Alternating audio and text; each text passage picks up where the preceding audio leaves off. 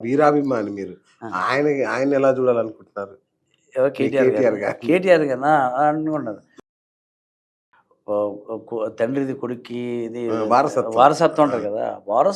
వారసత్వం అనేది ఏంటంటే, ఆ! నువ్వెంత ఇచ్చినా ఎళ్ళదు. అది చెందదు. విషయం ఆ లేకపోతే విషయం ఎళ్ళదు. లేకపోతే నథింగ్ విల్ బి అవునవును. హ్యాపెన్స్. అవును. వారసత్వం అనేది వచ్చేస్తదండి.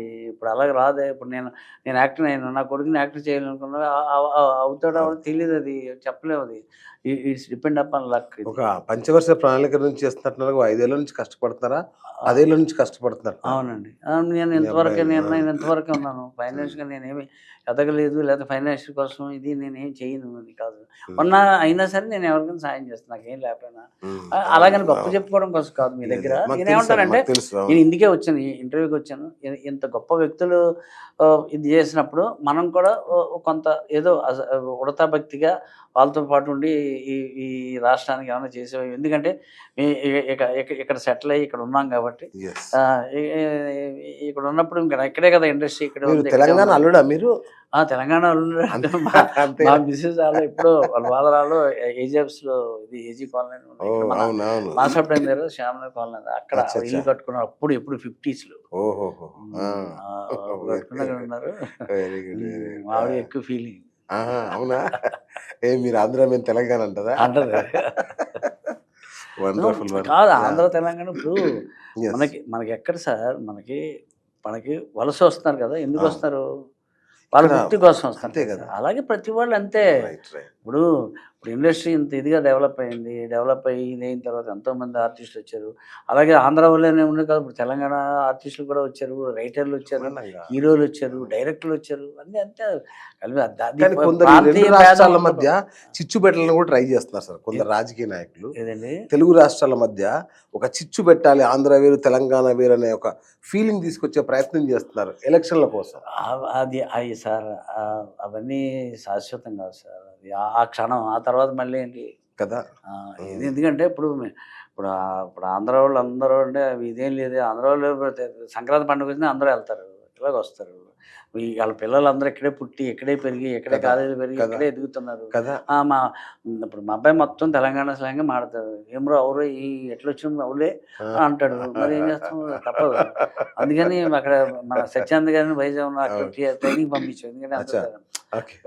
మా పిల్లలు అందరూ అంతే కదా! ఇంక అదేలెండి. ఇక్కడే అవును. పుట్టి, ఇక్కడే పెరిగినప్పుడు ఎక్కడ ఏ ప్రాంతంలో ఉంటే కదా! ఆ ప్రాంతం భాష వస్తది. దానికి అసలు ముడిపెట్టకూడదసలు. కాదు సార్. తెలంగాణ ఉద్యమ సమయంలో గాని, ఆ! ఎక్కడైనా హ్మ్. ఆంధ్ర వాళ్ళ మీద దాడులు గాని ఏమైనా జరిగాయా సార్ తెలంగాణలో? నాకు తెలిసి ఏం జరగలేదు. మీరిక్కడే ఉన్నారుగా. ఆ! మీరు చూసారు గదా! ఒకవేళ ఉద్యమం. అనుకుంటాను గాని నువ్వు ఆంధ్రావోడు, తెలంగాణోడు. మరి నిజమే కదా! నేను ఆంధ్రావోడిని, మీరు ఆ! తెలంగాణోడు. నిజమది అది. అంతేగాని దాడులు, అంతేగాని దానికి కొట్లాటలు అట్లేమైనా గొడవలు అయ్యాయా? ఎందుకుంటాయి? ఎందుకు? కదా! అంటే అంత గొప్పగా అయితే జరిగినా ఇక్కడ ఎందుకుంటావు? ఎగ్జాక్ట్‌లీ. ఇక్కడ నువ్వు ఉండవు కదా! ఇంక అత్తమానం గొడవగా ఉంది, ముల్కీగా ఉంది, వెళ్ళిపోదాంరా బాబు అని వెళ్ళిపోతారు. ఎగ్జాక్ట్‌లీ. కదా! కానీ హ్మ్. మొన్న అంటే మీరు మీరేదో కాంట్రోవర్సీ క్రియేట్ నాకు జేయడం కోసం కుదరదు వద్దు. అనట్లేదు. వద్దు అడక్కండి. మొన్న పవన్ కళ్యాణ్ గారు ఒక హ్మ్. మాట అన్నారు. మనల్ని తిట్టి తరిమేశారు. ఆంధ్రోళ్ళు మీరు అని జెప్పి మమ్మల్ని వెనక్కి తరిమేశారు అని ఒక మాట అన్నారు. అది ఎంతవరకు సబబు సార్ అది? సార్ నేను ఇందాకే అడిగాను. కాంట్రోవర్సీ నన్ను అడక్కండి. ఇది ఇప్పుడు నేను కాంట్రోవర్సీ ఇందాక గాదు సార్. చెప్పాను ఆ! మీకు చెప్పాను కదా! ఇప్పుడు ఆ! ఆంధ్ర, తెలంగాణ అనే భేదం లేదు. అందరం ఇక్కడే ఉన్నాం. యెస్. అది ఇక్కడే పుట్టి, ఇక్కడే పెరిగి కరెక్ట్. పిల్లలందరూ ఇక్కడే పుట్టి, పెరిగి ఇక్కడే పెరిగి ఇప్పుడు ఎంతమంది చేసుకున్నారు పెళ్ళిళ్ళు తెలుసా మీకు? ఓహ్! బ్రహ్మాండంగా. ఆంధ్ర, తెలంగాణ పెళ్ళిళ్ళు బోలెడుమంది బ్రహ్మాండంగా. ఇప్పుడు మా ఫ్రెండ్ భానుమూర్తి ఉన్నాడు. వాళ్ళ బ్రదరు సన్ కూడా అంతే. కరీంనగర్ అమ్మాయిని చేసుకున్నాడు. ఆ! అలాగే మొన్న రేపు పెళ్లి 25 తారీఖు పెళ్లి. అయ్యో! అలాగా ఆంధ్ర ఆ మొగుడు, తెలంగాణ ఆ! ఇవి పెళ్ళాం ఇలాంటి సీరియల్స్ కూడా ఆ! వచ్చేసాయిగా. వస్తున్నాయి. ఇక్కడ ప్రాంతీయ భేదం గాని, కులమత భేదం గాని ఉండకూడదు సార్. యెస్. కుల మతాలు అన్నీ ఉండకూడదు. కులాలకి అతీతంగాను హ్మ్, హ్మ్, పోయి మానవత్వాన్ని పెంచుకోవాలి. అవి ఎదుటోడు కూడా మనిషేరా బాబు! ఆడికి ఆకలేదని కరెక్ట్. అది పెంచుకోవాలి. అది పెంచుకోవడం హ్మ్. మానేసి ఇయన్నీ వేస్ట్ సార్. హ్మ్. ఏముంది మీరు ఒకటి చెప్తాను అంతా ఇది కాదు. ఇప్పుడు శ్రీశ్రీ గారు ఏమన్నారంటే, "కళ్ళు తెరిస్తే జననం, కన్ను మూస్తే మరణం. మరణం" అన్నారు కదా! నేనేమంటాను తెలిసే, కళ్ళు తెరిస్తే ఉయ్యాల, కళ్ళు మూస్తే ముయ్యాల. మొయ్యాల. అబ్బబ్బబ్బా! సూపర్బ్. కళ్ళు సూపర్బ్. తెరిస్తే ఉయ్యాలేస్తారు. కళ్ళు అవును. మూస్తే పాడి మీద పాడ మోస్తారు. మీద. ఈ మధ్య అవును. కాలం మన జీవితం.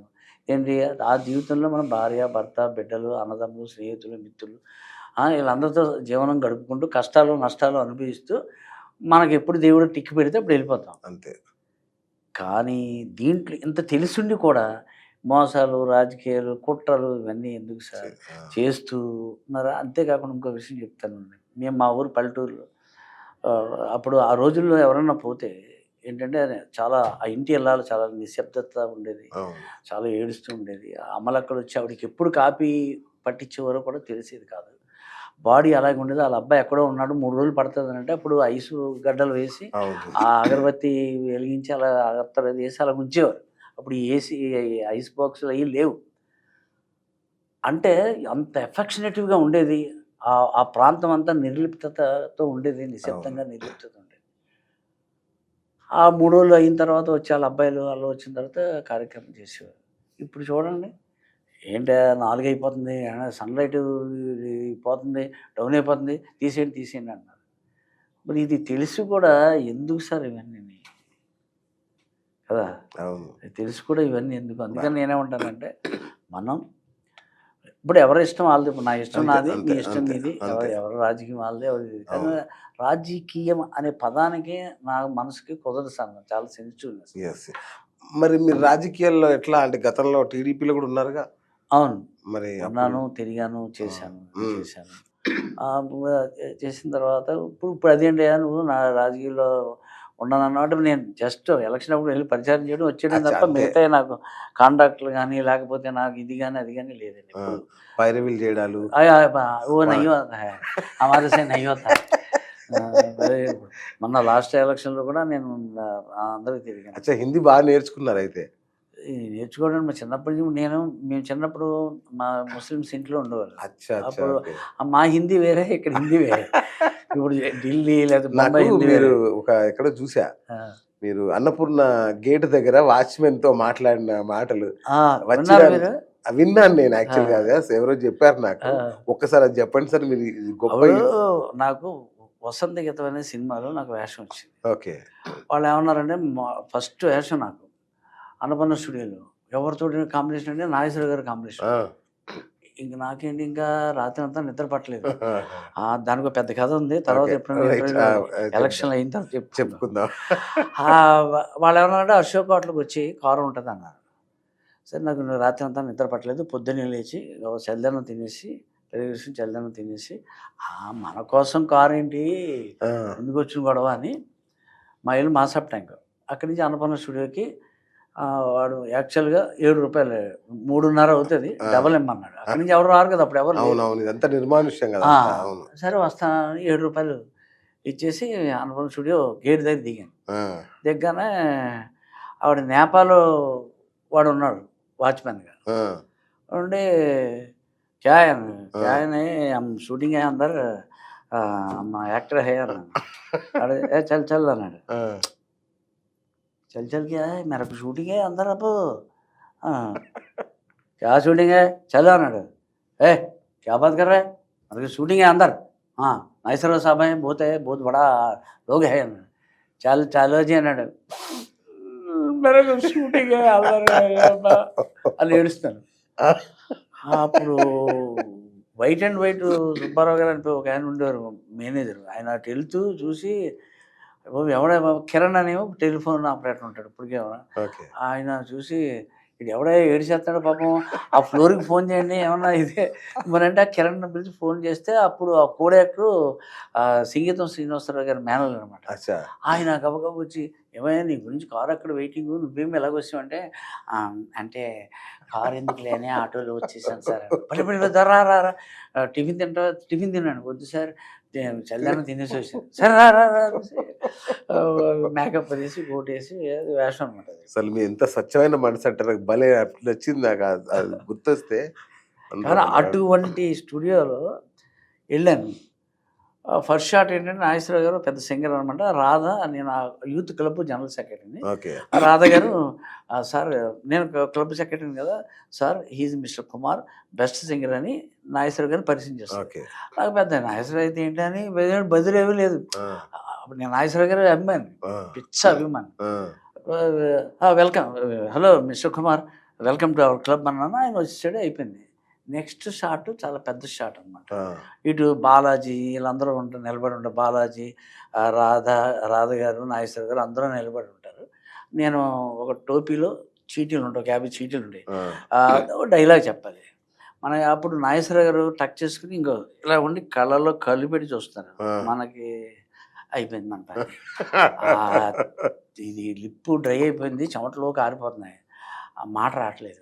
మనం నిద్దట్లో అప్పుడప్పుడు మనం పరిగెడతా ఉంటాం కానీ పరిగెట్టలేము చూసారా, అవును, అవును. ఆ సిచ్యుయేషన్ వచ్చేసింది.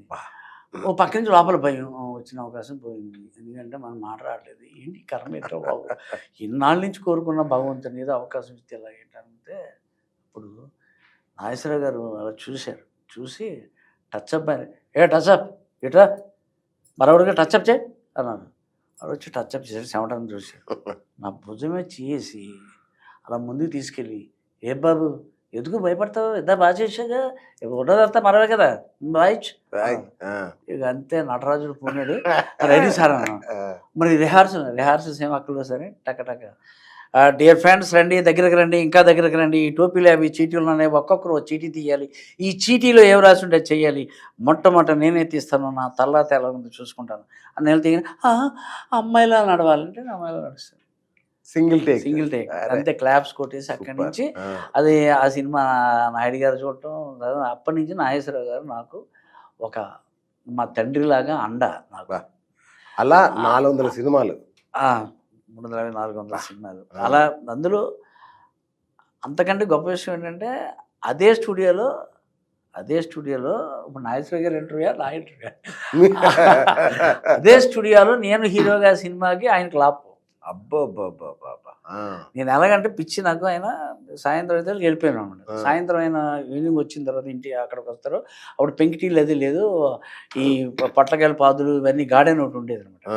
ఆ గార్డెన్లో ఒక బెంచ్ ఉంటుంది, సిమెంట్ బెంచ్. అందులో మనం రామ్ గోపాల్ వర్మ గారు వాళ్ళ ఫాదర్ కృష్ణరాజు గారు ఆయన మాట్లాడి వెళ్ళిపోయిన తర్వాత నేను వెళ్ళి జాయిన్ అయ్యాను. అప్పుడు నాకు ఇవన్నీ చెప్పారు విషయాలు. బాబు ఈ పొట్లకాయ ఏంటో తెలుసా, పొట్లకాయకి కింద వెయిట్ కట్టలేదు అనుకో, అది ఒక్కరికే వెళ్తుంది, అప్పుడు మన లైఫ్ కూడా అలాగే ఉంటుంది, అది కూడా స్ట్రైట్గా ఉండాలి అని చెప్పారు. ఒక రోజు అయితే నా అదృష్టం ఏంటంటే, ఎంత గొప్ప అదృష్టం, నాకు ఇండి సూజుకి రెడ్ కలర్ ఇండి సూజుకి ఉండేది, ఓకే. 984802 అని ఏటీజీ అచ్చా. 4802 గుంటూరు రోడ్ దగ్గర కొన్నాను. ఇప్పటికి గుర్తుంది మీకు. అది మనం గేట్ వెళ్ళగానే లెఫ్ట్ సైడ్ పార్కింగ్ ఏది ఉంటుంది, కార్లు బళ్ళు, అవును. అక్కడ పార్కింగ్ చేసి నాగేశ్వరరావు మాట్లాడిన తర్వాత ఓ రోజు నా అదృష్టం కొద్ది ఆయనేమో సుబ్రహ్మరెడ్డి గారి ఇల్లు ఉంది కదా ఇక్కడ, అవును. నేనేమో మా షాప్ టైం దగ్గర, ఆయన ఓకే. తెలుసు, బాబు వస్తావా నేను డ్రాప్ చేస్తున్నాను, ఈ బండి ఉందని తెలుసావు అనుకో, ఆయన పక్కన కూర్చుని ఆయన డ్రైవ్ చేస్తాడు, అంతే కదా. వెళ్ళి అదృష్టం ఉండదు కదా, రాదు అవును. కదా. అలాగే సార్ అన్న కూర్చున్నాను, వెళ్ళాను, శ్రద్ధ మాట్లాడాను, అక్కడ దించారు, మళ్ళీ ఆటో మాట్లాడుకుని వచ్చి బండి దట్ గోల్డెన్ ఛాన్స్. అంతే కదా. అది అలాగనమాట. అలాగే సో ఆయనతో పెద్ద ఆయనతో మీకు చాలా అనుబంధం. చాలా అనుబంధం. నాకు మా పిల్లల పెళ్ళిళ్ళన్నిటికీ వచ్చారు. చాలా ఇది నేను ఏంటంటే, నాకు నాగేశ్వరరావు గారు అసలు ఎవరికైనా రికమెండ్ చేయడం అనేది ఎవరికి తెలియదు.